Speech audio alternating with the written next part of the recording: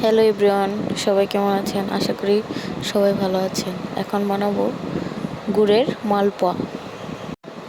গুড়টা ভালোভাবে জাল দিয়ে নিব। যখন আঠা আঠা হবে তখন সদ্য কুটে আনা চালের গুঁড়াগুলো দিয়ে ভালোভাবে নেড়ে নেড়ে নেড়ে অল্প অল্প করে চালের গুঁড়া দিয়ে দিব। চালের গুঁড়াটা গুড়ের সাথে ভালোভাবে মিশিয়ে নেব। যখন একটা সুন্দর বন্ডিং হবে তখন নামিয়ে নিব। একটা কড়াইতে পরিমাণ মতো তেল গরমে বসিয়ে দিব। কলা পাতাতে তেল মাখিয়ে অল্প অল্প বন্ডিং নিয়ে এভাবে হাতে চেপে চেপে দিব। সবগুলো একইভাবে করে নেব। করা হয়ে গেলে গরম তেলে একটা একটা করে ভেজে নিব।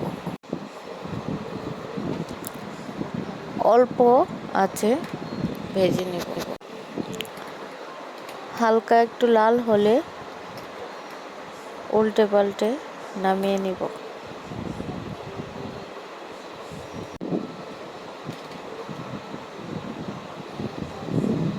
লাল লাল করে ভেজে নামিয়ে নিব। রেডি মালপোয়া। সবাই ভালো থাকবেন, আমার চ্যানেলটা সাবস্ক্রাইব করে দিবেন।